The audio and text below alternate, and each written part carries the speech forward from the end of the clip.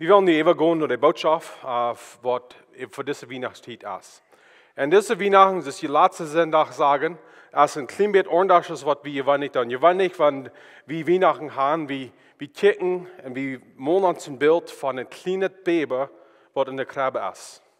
Und wir kicken, wo wunderbar das ist, und wir sagen ein klein bisschen von der letzten Sonntag, wo wunderbar das ist, dass Gott, was für alle Ewigkeit gewasst ist, niemals einen Anfang hat gehabt, in Dreieinigkeit ist gewasst für alle Ewigkeit, dass die zweite Person von der Dreieinigkeit war ein Mensch. Das ist ein Wunder. Das ist nicht mehr zu begreifen, was das möglich ist. Aber Jesus Christus kam und er ist uns Heiland. Und das ist von der, was gesagt, von der und das Weihnachtszeit, ich glaube, viele von uns, wir sind mutig, wegen uns geht das Schein. Wir sind mutig, wegen wir haben gesehen, was Gott hat geschafft. Wir sind mutig und froh, wegen wir haben einen Glauben und Vertrauen, dass Gott das nächste Jahr wird auch schein gehen. Nicht wegen wir bis sein, wo die Dinge wollen besser werden, wegen wir haben Glauben an uns allmächtiger Gott. Wir wollen uns auch am Home. Wir wissen nicht, was uns Zukunft wird bringen. Wir sind in einer Zeit, wo wir dachten, wir wären vielleicht auch mehr satt und wir wären durch mit Covid. Und jetzt ist eine frische Covid-Virus, was umgehen wird. Aber ich will uns von der und dieser Weihnachtszeit halten wir da denken. Dass uns Heiland ist auch gekommen. Wir brauchen uns nicht ängsten. Wir können verderweich kicken mit Vertrauen und Glauben, wegen uns Heiland als allmächtiger Gott. So das Thema von der ist Jesus, der allmächtige Gott. Letzte Sonntag lesen wir auch von Jesaja, Kapitel 9, 6 bis 7. Ich will die Versen von der noch einmal lesen und dann werden wir sehen, wer ist Jesus von der.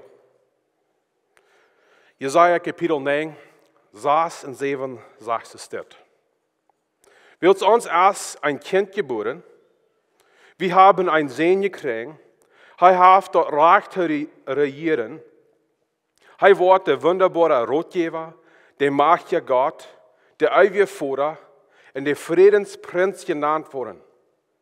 Sein Macht reicht und seine Fried, unser Arm wird ohne engen Tau nehmen. Er wird auf David seinen Thron setzen und sein Reich abrechtig und nur dort, wo recht ist, von nu an und ab immer regieren. Der Herr, der alles regiert, wird das in seinen Leben daunen. Das ist ein Port von Jesaja, wo Jesaja, der Israeliten-Kinder, sie wohnen in ihr Land, und wir in dieser Zeit, in der ersten dieser Zeit. Und sie wären in vielen Wegen ohne Hoffnung. Die können nicht, was in der Zeit wären, die wären sondern was der Menschen probieren weiterleiten von dort, was Gott gesagt hat, sie sollen tun. Die wären eine Zeit, wo die Rücken, was Römer wären, stark wären. Und das falls sich ernste Zeit, die würden Eva Macht haben, Eva Ernst. Und sie würden gewinnen, Eva Ernst. Und sie würden unser Selbstweben in seiner Kontrolle sein. Und zu so einer Zeit redet Jesaja hier. Du wirst ein Kind geboren sein, ein Kind geboren, was wird kommen. Gott wird ein Sehen geben und er wird das Recht haben, zu regieren. Und letzte Sonntag sagen wir, wo das ein bisschen so ist, als wenn wir in einen Boy kicken down. Wir sehen wirken bis die Schmerzen von den Boyen. Aber wir sehen dort fern erst ein Boy und der hinge erst ein Boy. Und diese Version ist also der Red von, das ist eine Prophezie von Jesus Christus in ersten Kommen und auch sein zweiten Kommen. So wir wollen von der Dollar sein, wie ist Weihnachten uns zu der zweiten Kommen. Wegen Jesus Christen lernen und glauben, dass Jesus Christus erst nicht bloß einmal gekommen, uns von unseren Sünden zu raten. Er wird noch einmal kommen, uns von der Welt zu raten. Alles, was artig ist in dieser Welt, Jesus Christus wird zurückkommen, alles tragen werden. Alle die Sünden, was hier ist, in Unrechtigkeit, was Jesus Christus kommt, und in seiner Allmacht, wird er alles regieren. Du wirst nichts sein, was nicht unter seine Kontrolle und Gewalt ist. Und till dort freuen wir uns diese Weihnachtenzeit. Er fängt an, er sagt, er wird genannt worden. So wer wird Jesus diese Nomes narren? Ich glaube, es kann sein, dass diese Fargen reden von den ersten Weihnachten. Aber reden meistens von dem zweiten Kommen von Jesus Christus. So wer wird Jesus Christus diese Nomes nennen? Ich glaube, alle Mann. Alle Menschen. Wenn Jesus Christus wird zurückkommen, wir wollen am sein, dass er ist. Da wird kein Zweifel sein, wer Jesus Christus ist. Und jede Person wird Jesus anrufen mit diesen Nomes. Philipper Kapitel 2, die 10. Vers, aber auf der Versen, hier hat Paulus kurz geredet, wo Gott schickt Jesus und Jesus heim, das ist in deiner. Er wir für alle Ewigkeit Gott. Und er tragt sich den Recht aus, zum Gott sein. Das meine ich, dass er nicht mal Gott wie, aber er teilt es nicht so an, dass er den Recht hat, dass Menschen am das Gott an sein in deinen. Er war in deiner. Er dient uns. Er gibt sich an für uns. Und so dort er für unsere Sünden gestorben ist. Aber dann die Versen wieder in Tieren auf sein System. Im Namen von Jesus sollen sich alle Kneien im Himmel und auf der Erde und unter der Erde beten. Und alle Zungen sollen zu Gott seine Ehre bekennen, dass Christus, oder Jesus Christus, Herr ist. Das sagt, im Namen Jesus sollen sich alle Knie beten. Von der und da sind viele Menschen, wo Jesus Christus seinen Namen bis in Spottnamen brücken. Sie brücken seinen Namen, dass es schlachtet wird. Aber da wird eine Zeit kommen, wenn Jesus wird zurückkommen. Dann wollen Menschen sie Namen brücken, aber sie wollen sie Namen brücken in Angst und in Anbetung. Die wollen am sein, dass er ist. Und sie wollen sich knien für Jesus Christus. Von der und da, wenn wir über Weihnachten denken, wir denken Ferken und Nikolaus, und das sind viele, die wenig merken von Jesus Christus. Wegen Jesus Christus erst die erste Mal gekommen, das ist deiner. Er gibt sich Hand für uns, aber das zweite Mal, dann wird jede Person am Anbeten. So werden wir diese Weihnachtszeit am Anfang merken, werden wir Jesus Christus anbeten. Nicht bloß, dass Gott wer Mensch wird, aber dass Mensch wer Gott ist, was trägt wird kommen. Das ist allmächtiger Gott. So, was sind diese Nummern dann, was wir wollen Jesus Christus nennen? Erste Name, was wir geben wollen, ist, dass er ist ein wunderbarer Rotgeber. Der Schriftgelehrte, der das studieren, der hebräische Sprache, der wird hier wunderbarer Rotgeber. Viele Schriftgelehrte sagen, dass es sind zwei Werte, beide wiesen, wer Gott oder wer Jesus ist. Und ich glaube, das ist der rechte Weg zu verstehen. Jesus Christus ist beide wunderbar und er ist auch ein Rotgeber. So Jesus Christus ist wunderbar. Was meint das? Ich glaube, in dieser Version, in Jesaja, was Luther in seinem Buch, war das selbst jetzt sein von der Herr. Er sagt in Jesaja Kapitel 28, 29, sagt er, der Herr, der alles regiert, hat auch dort Verständnis gegeben. Seine Rot ist wunderbar. Und sein Weg kommt immer gut aus. Seine Rot ist wunderbar und sein Weg kommt immer gut aus. So von dieser Frage kann wir sein, dass Gott wunderbar ist. Und Jesus Christus, wer gekommen ist wunderbar.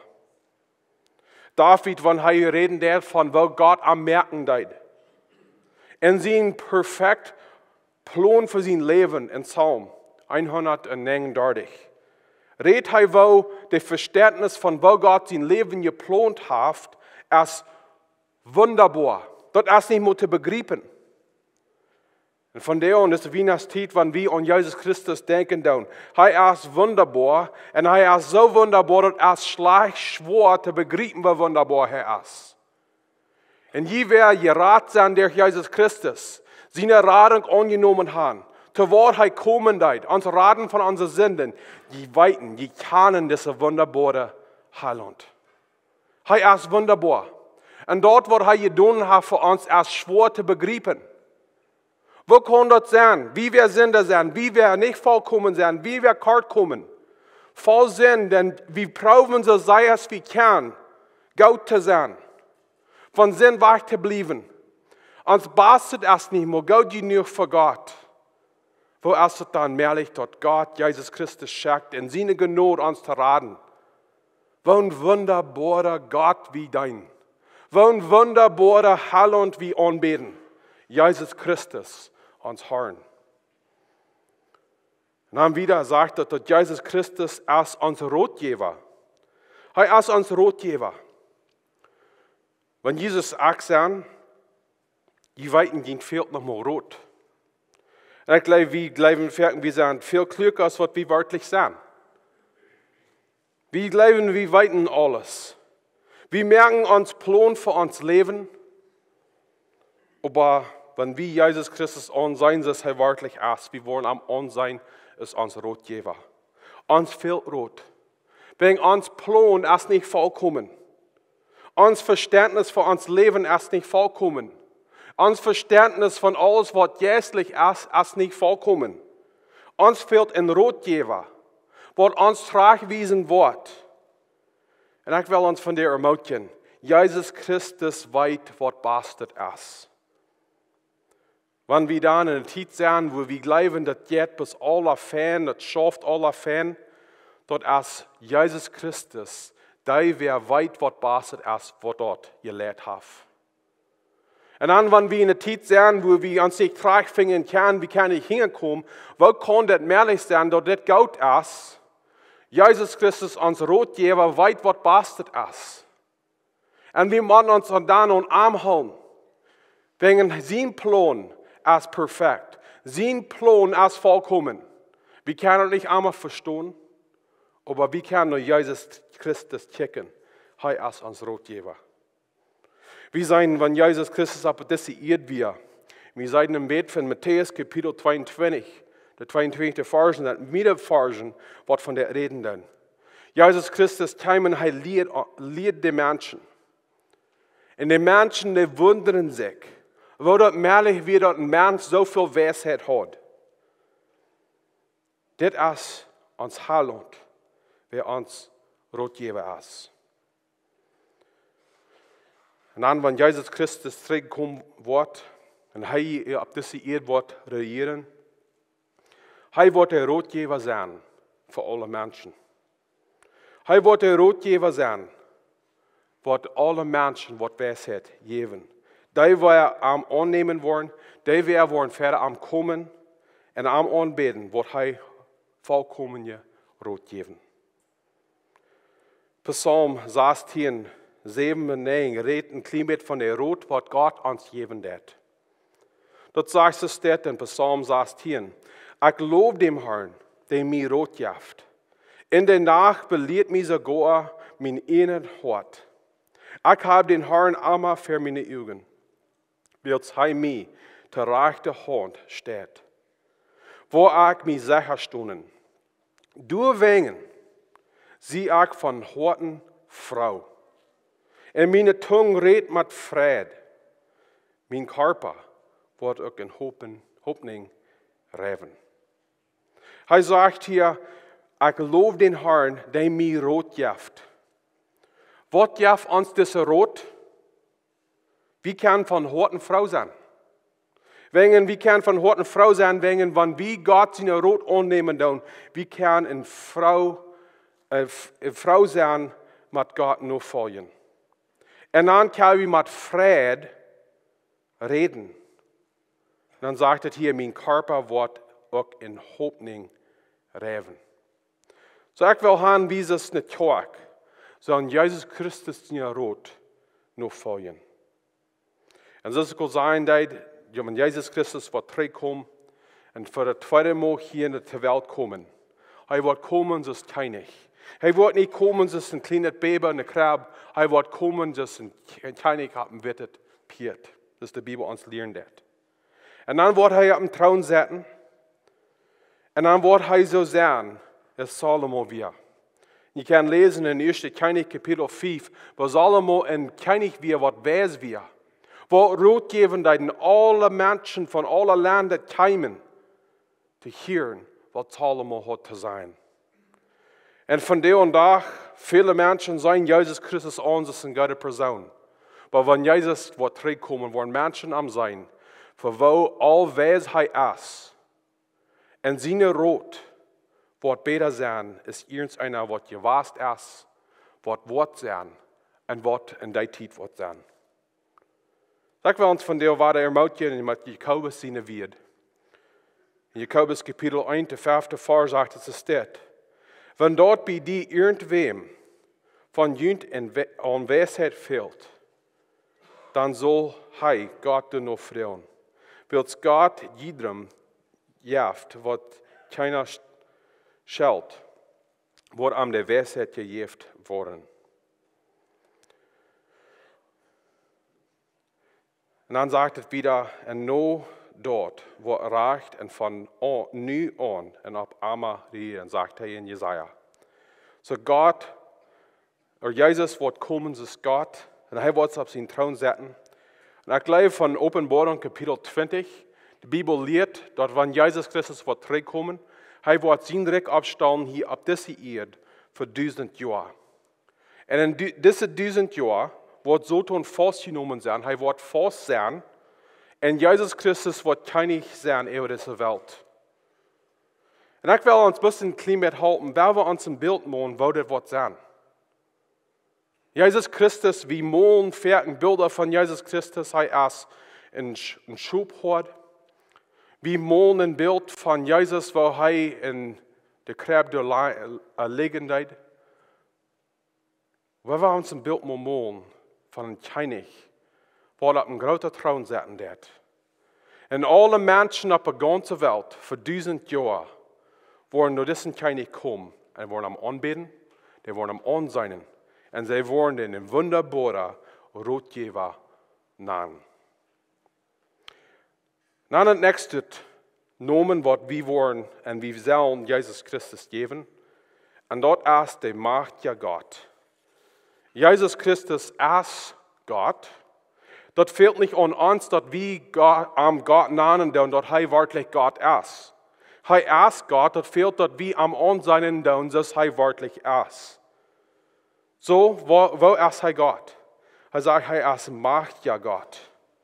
Er ist der Gott, der von aller Ewigkeit gewasst ist. Er ist der Gott, der die Welt merken wird. Er ist der selbe Gott, der die Welt in seine Hände hat.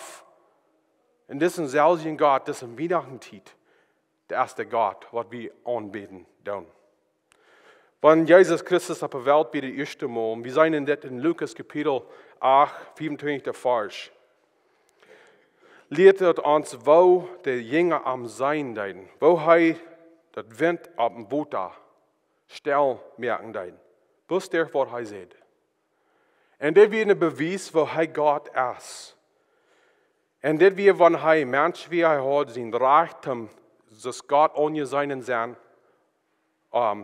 sie gesagt, aber er wird ein vollkommen Gott. Und wenn Jesus Christus wird für das nächste Mal kommen, das zweite Mal kommen, er wird auf seinen Thron setzen und wir wollen ihm in alle seine Allmacht sein. Und wenn wir am Seinen dann, dass er ist, wir wollen am anbeten. Da wird am mehrlich sein.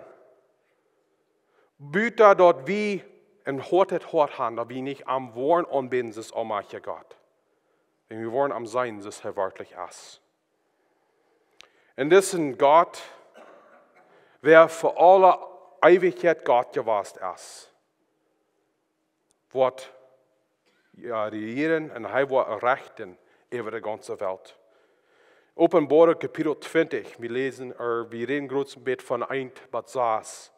Die 1000 Jahre, was Jesus wird auf dieser Welt regieren. Der 12. Vers von Openbaring Kapitel 20 reden wird, wo Jesus wird die ganze Welt rechten. Und das sagt es dort. Und ich sagte, Daudes, klein und groot, für Gott an den Thron stonden. Und du worden Beker opgemerkt. Dann ward noch ein Buch opgemerkt. Und dort wird dort Lebensbuch. Und die Daudes waren du nur gerecht, wat in de Beker von ihrer Worken geschrieben wird, stund. Wer wir die, wat rechten die, oder wat, meine ich, dat ist Jesus, uns allmächtiger Gott. Der nächste Nomen, was Jesus wird gegeben, ist der ewige Vater.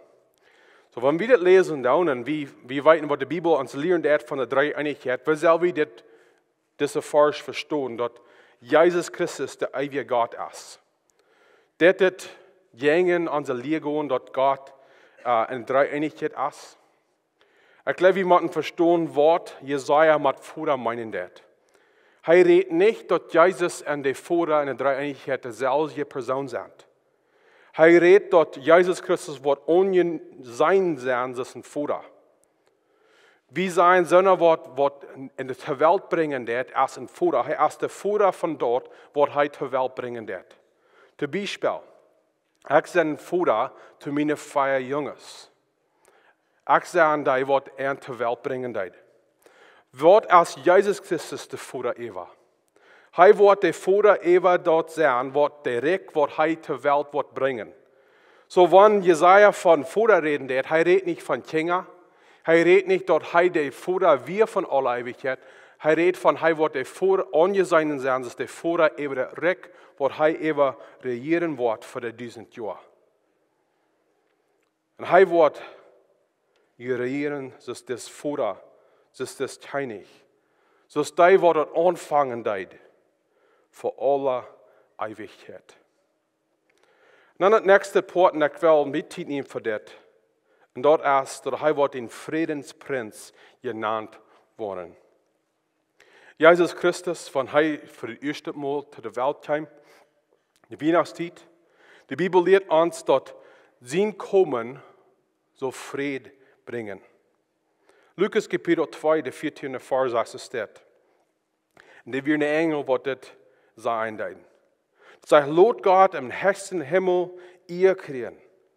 Und die Menschen auf der Erde Fried. All die hei sind gefallen haft. Er sagt, lot Gott im höchsten Himmel ihr kriegen. Und die Menschen auf der Erde Fried. Von der und das Weihnachtszeit, wer kann es halten, was denken? Jesus Christus ist gekommen, uns Frieden zu bringen. Und wenn wir in Ruhe leben, wenn wir nicht Ruhe und Frieden im Hort haben, Jesus Christus ist gekommen, uns Frieden zu bringen. Er ist der Friedensprinz. Der hebräische Wort hier wird gebraucht für Frieden ist Shalom. Und das ist ein Wort, was Juden von der und nach Brücken zum einen Ohren begreifen.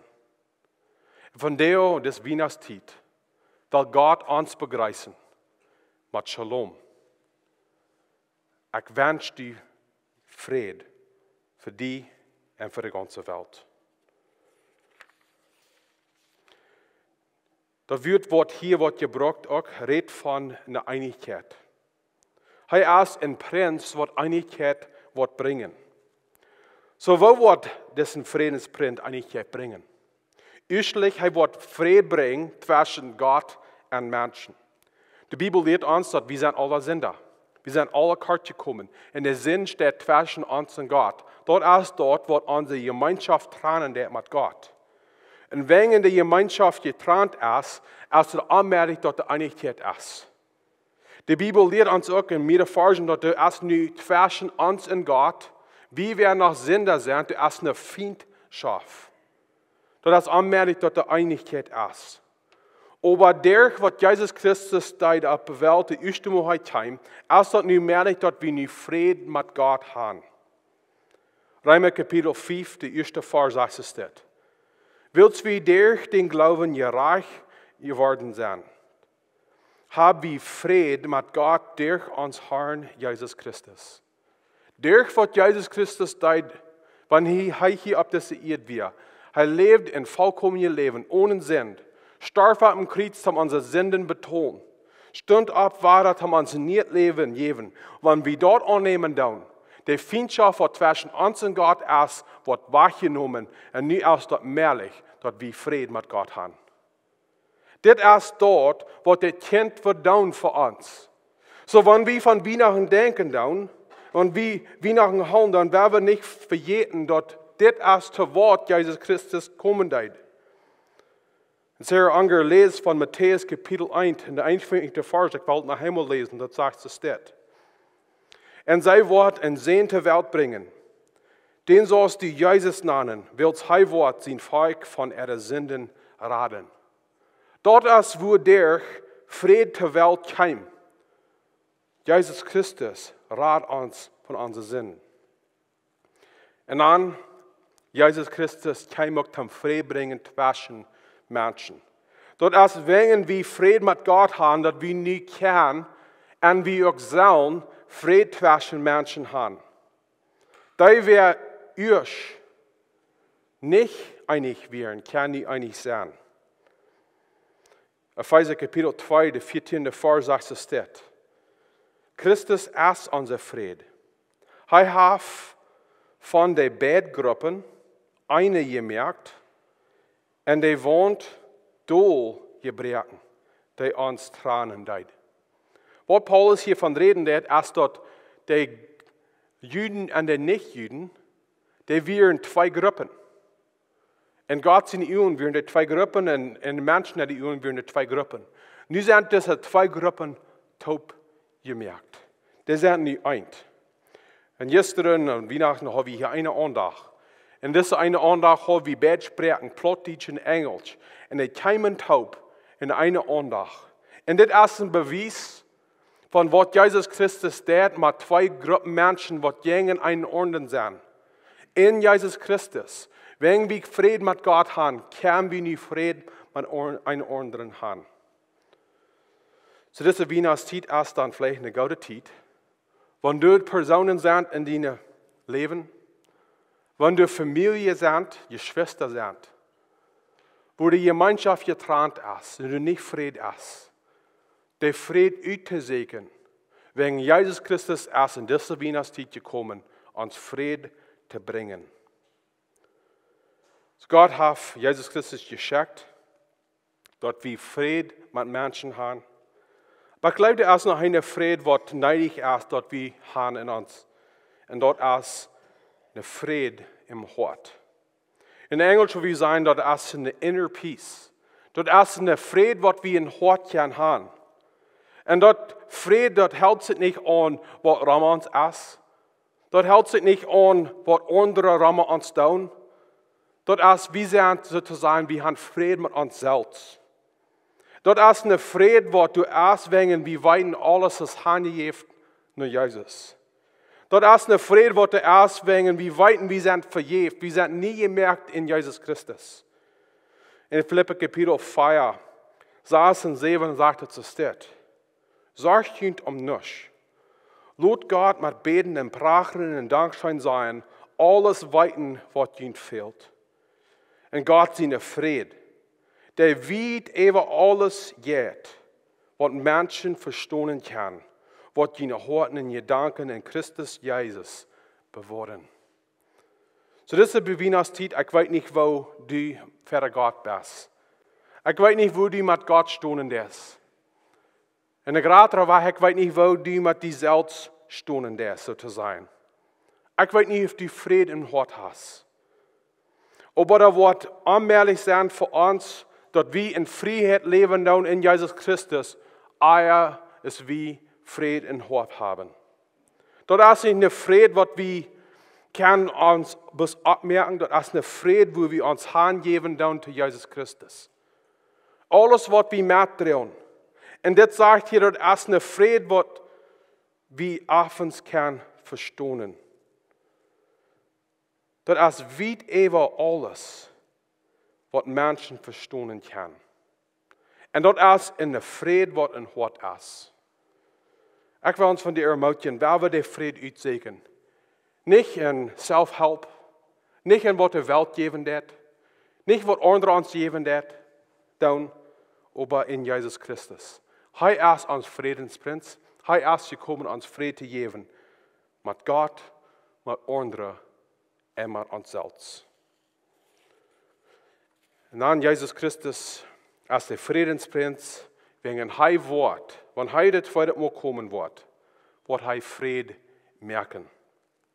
Hij bracht vrede eerst het mal. En dat is der geloven dat we deze vrede krijgen. Maar terug naar Jesaja kapitel 6, of kapitel 9, de 6e vers zegt het staat. En zien magerag en de vrede onze arm wordt oneindig toenemen. Wanneer Jezus Christus wordt voor de tweede maal terugkomen, Jezus Christus wordt vrede merken. En die wordt worden wel en stichstoen van deze vrede, die worden ongeklinkt worden. Want hij wordt komen als König, hij wordt komen als God. En hij wordt vrede brengen. Hij wordt voor 1000 jaar. En dan laat hij ook in alle eeuwigheid, wordt hij in deze vrede regeren. Wanneer we dit lezen dan, wanneer we dit zijn dan, wanneer we dit leven dan. Het leidt dat aan dat, waar we van deel zijn dan. We kijken verken bus van een minuut bij de andere minuut. Een dag bij de nächste dag. Eine Schwierigkeit naar de andere Schwierigkeit. Van deel deze Weihnachtstijd. Ik wil niet gaan dat we bis terugkijken dan naar Jezus Christus in eersten komen.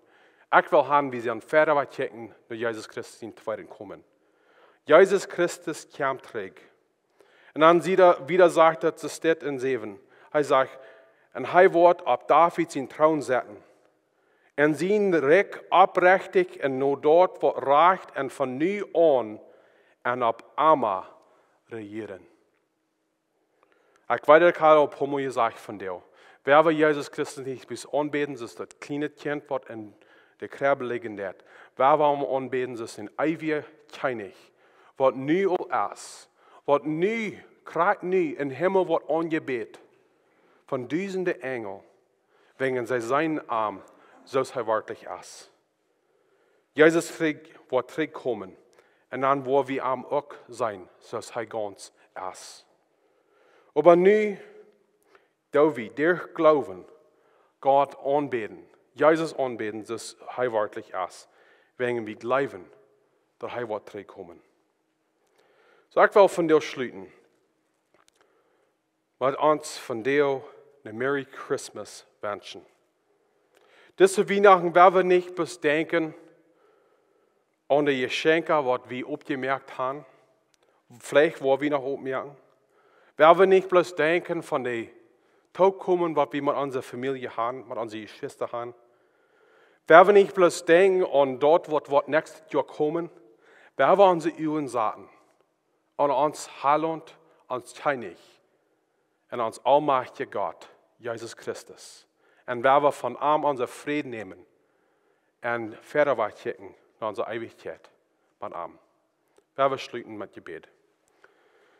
Jesus Christus, we zijn van der Frau in deze Weihnachtstijd, dat we kunnen verder kijken naar het tweede komen. Voor duizenden jaar wachten de Kinder, de Israeliten Kinder für ihr Heiland. Und die Times ist ihr Heiland. Nicht bloß für die Juden, aber auch für die Nicht-Juden. Und von der und da, Jesus Christus, wir wachen für das zweite Kommen. Wir glauben und vollen Vertrauen, dass die Wasch kommen. Und wenn die Wasch kommen, die Nummern, was wir haben von der gelesen, wir wollen die annehmen mit diesen Nummern.